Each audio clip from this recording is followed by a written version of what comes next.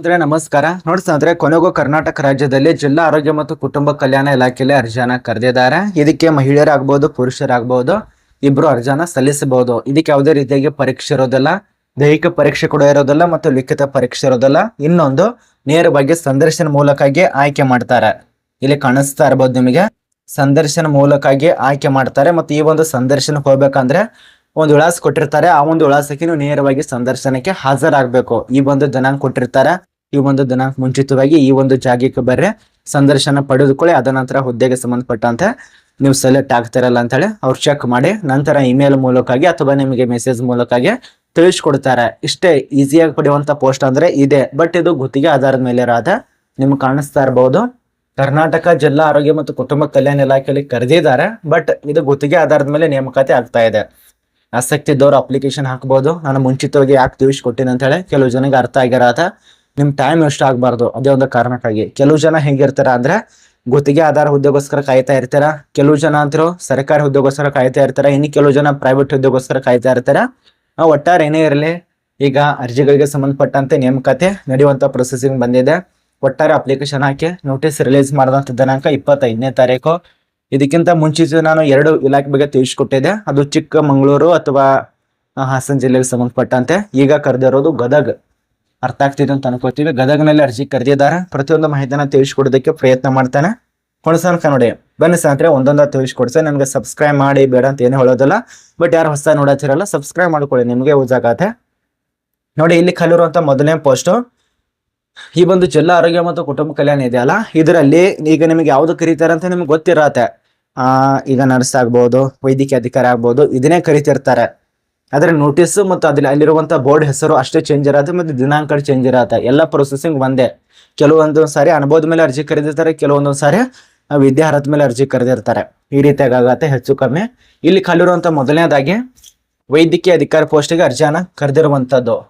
ಇದಕ್ಕೆ ಸಂಬಂಧಪಟ್ಟಂತೆ ನಿಮಗೆ ಡಿ ಎಂ ಮುಗಿಸಿದವರು, DNB ಕಂಪ್ಲೀಟ್ ಮಾಡಿದವರು, ಅದ ನಂತರ MD DM, ಅದ ನಂತರ ಜನರಲ್ ಮೆನ್ಷನ್, ಅದ ನಂತರ MBBS, ಈ ರೀತಿಯಾಗಿ 5 ವರ್ಷದ ತನಕ ಅನುಭವ ಇದ್ದಂತ ವ್ಯಕ್ತಿಗಳು ಅಪ್ಲಿಕೇಶನ್ ಹಾಕಬಹುದು. ಇದು ನಿಮಗೆ ಕೊಟ್ಟಿದ್ದಾರೆ.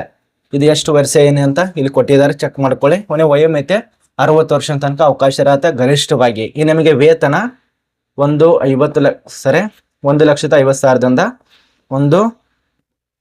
10,000 ತನಕ ನಿಮಗೆ ಸ್ಯಾಲರಿ ಕೊಡ್ತಾರೆ. 1,10,000 ತನಕ. ಇದು ನಿಮಗೆ ಅರ್ಥ ಆಯ್ತು. ಅದ ನಂತರ ಇನ್ನು ಕ್ಲಿನಿಕಲ್ ಸೈಕಾಲಜಿಸ್ಟ್ ಹುದ್ದೆಗೆ ಸಂಬಂಧಪಟ್ಟಂತೆ ಏನಾಗಿರಬೇಕು, ಅದ ನಂತರ ಭೌತ ಚಿಕಿತ್ಸಕರ ಹುದ್ದೆಗೆ ಸಂಬಂಧಪಟ್ಟಂತೆ ಏನಾಗಿರಬೇಕು ಒಂದೊಂದ ತಿಳಿಸ್ಕೊಡ್ತಾನೆ.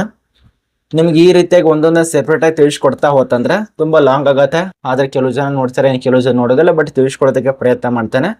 ನೋಡಿ, ಈ ಒಂದು ಭೌತ ಚಿಕಿತ್ಸಕರ ಹುದ್ದೆಗೆ ಸಂಬಂಧಪಟ್ಟಂತೆ ಒಂದು ಪೋಸ್ಟ್ ಇರತ್ತೆ. ಸಾಮಾನ್ಯ ಅಭ್ಯರ್ಥಿಗಳಿಗೆ BPT ಕಂಪ್ಲೀಟ್ ಮಾಡಿದವರು 2 ವರ್ಷದ ತನಕ ಅನುಭವದವ್ರು ಅಪ್ಲಿಕೇಶನ್ ಹಾಕಿ ಮತ್ತು ಕನ್ನಡ ಮಾತಾಡಕ್ ಬರ್ಬೇಕಾಗತ್ತೆ ಮತ್ತು ಕನ್ನಡ ಓದೋದಕ್ಕೆ ಬರ್ಬೇಕಾಗತ್ತೆ. ಅದನ್ನ ಕೊಟ್ಟಿದ್ದಾರೆ.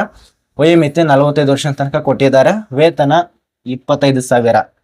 ಇದು ನಿಮ್ಗೆ ಅರ್ಥ ಆಯ್ತು. ಇನ್ನು ಕ್ಲಿನಿಕಲ್ ಸೈಕಾಲಜಿಸ್ಟ್ ಹುದ್ದೆಗೆ ಸಾಮಾನ್ಯ ಅಭ್ಯರ್ಥಿಗಳಿಗೆ ಒಂದು ಪೋಸ್ಟ್ ಇರತ್ತೆ. ಇದು ಕೂಡ ಸೇಮ್. ಇನ್ನು MPhil ಕಂಪ್ಲೀಟ್ ಮಾಡೋದು ಅಪ್ಲಿಕೇಶನ್ ಹಾಕಿ 2 ವರ್ಷದ ತನಕ ಅನುಭವ ಬೇಕಾಗತ್ತೆ. ಅದ ನಂತರ ಉಳಿದಂತ ಡಿಗ್ರಿ ಕೂಡ ಗ್ರಾಜುಯೇಟ್ ಡಿಗ್ರಿ ಪಾಸ್ ಮಾಡಿದವರು ಕೂಡ ಅಪ್ಲಿಕೇಶನ್ ಹಾಕ್ಬಹುದು. ಇದಕ್ಕೆ ಕೊಟ್ಟಿದಾರಲ್ಲ 1 ವರ್ಷದ ತನಕ ಅನುಭವದವ್ರ ಅಪ್ಲಿಕೇಶನ್ ಹಾಕ್ಬೋದು ಅಥವಾ 2 ವರ್ಷದ ತನಕ ಕೂಡ ಅವಕಾಶ ಇರತ್ತೆ. ಇದಕ್ಕೂ ಕೂಡ 45 ವರ್ಷ ಒಳಗಿನವ್ರು ಇರಬೇಕು. ಅದರ ವೇತನ 26,250 ರೂಪಾಯಿ ತನ ಸ್ಯಾಲ್ರಿ ಕೊಡ್ತಾರೆ. ಚೆಕ್ ಮಾಡ್ಕೊಳ್ಳಿ. ಅದ ನಂತರ ನೀವೇನಾದ್ರೂ ಈ ಒಂದು ಸ್ವಿಚ್ ಥೆರಪಿಸ್ಟ್ ಹುದ್ದೆಗೆ ಅರ್ಜಿ ಸಲ್ಲಿಸಬೇಕಂದ್ರೆ ಅಪ್ಲಿಕೇಶನ್ ಹಾಕ್ಬೋದು. ಇದಕ್ಕೆ ನಿಮಗೆ ಬ್ಯಾಚುಲರ್ ಡಿಗ್ರಿ ಕಂಪ್ಲೀಟ್ ಮಾಡಿದ್ರು ಅಪ್ಲಿಕೇಶನ್ ಹಾಕ್ಬಹುದು. ಅಂದ್ರೆ BA SLP ಅಂತೇಳಿ ಇದು ಕಂಪ್ಲೀಟ್ ಮಾಡೋದು ಅರ್ಜಿ ಸಲ್ಲಿಸಿ ಮತ್ತು ಕನ್ನಡ ಲ್ಯಾಂಗ್ವೇಜ್ ನಲ್ಲಿ ಮಾತಾಡಕ್ ಬರ್ಬೇಕು, ಬರೆಯೋದಕ್ಕೆ ಬರ್ಬೇಕಾಗತ್ತೆ. ಯಾಕಂದ್ರೆ ಕನ್ನಡದಲ್ಲಿ ಇರೋದ್ರಿಂದ ಅದೆಲ್ಲ ಕೊಟ್ಟಿದ್ದಾರೆ. ಇದಕ್ಕೆ ಯಾವುದೇ ರೀತಿಯ ನಿಮಗೆ ವಯೋಮಿತಿ ಎಕ್ಸ್ಪೀರಿಯನ್ಸ್ ನೋಡಿ 1 ವರ್ಷ ಕೊಟ್ಟಿದ್ದಾರೆ. 45-30,000 ತನಕ ಸ್ಯಾಲರಿ ಇರತ್ತೆ. ಎಷ್ಟು ನಿಮಗೆ ಪ್ರಕಾರ ಹುದ್ದೆಗಳು ಅರ್ಜಿ ಕರೆದಿದ್ದಾರೆ. ಇದಕ್ಕೆ ನೀವು ಅಪ್ಲಿಕೇಶನ್ ಹಾಕಬೇಕು. ಮತ್ತೆ ಇನ್ನೊಂದು, ನೇರವಾಗಿ ಸಂದರ್ಶನಕ್ಕೆ ಭೇಟಿ ಕೊಡ್ಬೇಕಾಗತ್ತೆ. ಆ ಒಂದು ಸಂದರ್ಶನಕ್ಕೆ ಹೋಗುವಂತ ವಿಳಾಸ ಇಲ್ಲಿ ಕೊಟ್ಟಿದ್ದಾರೆ ನೋಡಿ. ಕರ್ನಾಟಕ ಮೆದುಳು ಆರೋಗ್ಯ ಉಪಕರಣ ಕಾರ್ಯಕ್ರಮದ ಅಡಿಯಲ್ಲಿ ಖಾಲಿ ಇರುವಂತ ಹುದ್ದೆಗಳು ಮೆರಿಟ್ ಆಧಾರದ ಮೇಲೆ, ಅರ್ಥ ಆಗ್ತಿದೆ ಅಂತ ಅನ್ಕೋತೀವಿ, ಮೆರಿಟ್ ಆಧಾರದ ಮೇಲೆ ಈ ಒಂದು ಗುತ್ತಿಗೆ ಆಧಾರದ ಮೇಲೆ ನೇಮಕ ಮಾಡಲು ಅರ್ಹ ಅಭ್ಯರ್ಥಿಗಳಿಂದ ನೇರ ಸಂದರ್ಶನ ಮೂಲಕ, ಇದನ್ನು ಕಾಣಿಸ್ತಾ ಇದ್ದಲ್ಲ, ನೇರ ಸಂದರ್ಶನ ಮೂಲಕ ಅರ್ಜಿಗಳನ್ನ ಆಹ್ವಾನ ಮಾಡಿದೆ. ನೇರ ಸಂದರ್ಶನವನ್ನ ಜಿಲ್ಲಾ ಆಡಳಿತ ಭವನ, ಇದ್ ನೋಡಿ ವಿಳಾಸ ಆಗಿರತ್ತೆ, ಜಿಲ್ಲಾ ಆಡಳಿತ ಭವನ, ಜಿಲ್ಲಾ ಆರೋಗ್ಯ ಮತ್ತು ಕುಟುಂಬ ಕಲ್ಯಾಣ ಅಧಿಕಾರಿಗಳ ಕಾರ್ಯಾಲಯ, ಕೊಠಡಿ ಸಂಖ್ಯೆ 101ರಲ್ಲಿ ದಿನಾಂಕ, ಅಂದ್ರೆ ಈ ಒಂದು ಕೊಠಡಿ ಸಂಖ್ಯೆಗೆ ಇಲ್ಲೇ ನಿಮಗೆ ಸಂದರ್ಶನ ನಡೆಸ್ತಾರೆ. ದಿನಾಂಕ 1/9/2025 ಬೆಳಗ್ಗೆ 10:30 ನಿಗದಿಪಡಿಸಿದೆ. ಆಸಕ್ತರು ಅನ್ವಯವಾಗುವಂತ ತಮ್ಮೆಲ್ಲ ದೃಢೀಕರಣ ದಾಖಲೆದೊಂದಿಗೆ ನೇರವಾಗಿ ಸಂದರ್ಶನಕ್ಕೆ ಹಾಜರಾಗುವಂತೆ ಸೂಚಿಸಿದೆ. ಇದನ್ನ ಕರೆಕ್ಟ್ ಆಗಿ ನಮಗೆ ಅರ್ಥ ಆಗಿದೆ ಅಂತ ಅನ್ಕೋತೀವಿ. ಯಾವ ಒಂದು ವಿಳಾಸ ಎಲ್ಲಿ ಹೋಗಬೇಕು ಅರ್ಥ ಆಗಿದೆ ಅಂತ ಅನ್ಕೋತೀವಿ. ಇದಕ್ಕೆ ಇನ್ನೊಂದು ಮಹಿಳೆಯರ ಅಪ್ಲಿಕೇಶನ್ ಹಾಕ್ಬೋದು, ಪುರುಷರ ಅಪ್ಲಿಕೇಶನ್ ಹಾಕ್ಬೋದು. ಒಟ್ಟಾರೆ ಇದು ಗುತ್ತಿಗೆ ಆಧಾರದ ಮೇಲೆ ಇರತ್ತೆ. ಕೆಲವು ಜನ ಅಂತ ಕೇಳ್ತಾರೆ, ಸರ್ ಇದು ಪರ್ಮನೆಂಟಾ ಅಂತ ಹೇಳಿ. ಇಲ್ಲ, ಪರ್ಮನೆಂಟ್ ಅಂತ ಇರೋದಿಲ್ಲ. 1 ವರ್ಷ, 2 ವರ್ಷ, ಅಥವಾ 5 ತಿಂಗಳು, 6 ತಿಂಗಳು, ಅಥವಾ 3 ವರ್ಷ, 5 ವರ್ಷ ಇಷ್ಟೇ ಇರೋದ ಕೆಲಸ. ಮುಂದ್ಗಡೆ ಖಾಯಂ ಬೇಕಂದ್ರೆ ನೀವು ಮಾಡ್ಕೋಬಹುದು.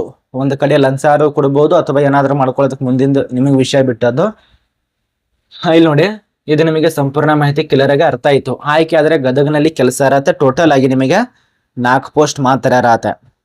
ಇದು ನಮಗೆ ಕ್ಲಿಯರ್ ಕಟ್ ಆಗಿ ಮಾಹಿತಿ ನಿಮಗೆ ಅರ್ಥ ಆಯ್ತು. ಇದ್ರ ಬಗ್ಗೆ ಏನಾದ್ರೂ ಡೌಟ್ ಇತ್ತಪ್ಪ ಅಂದ್ರೆ ಕಮೆಂಟ್ ಬಾಕ್ಸ್ ಓಪನ್ ಇರತ್ತೆ. ಕಮೆಂಟ್ ಬಾಕ್ಸ್ ನಲ್ಲಿ ಏನೆಲ್ಲ ಅನಿಸಿಕೆ ಇದೆಯಲ್ಲ ಕಮೆಂಟ್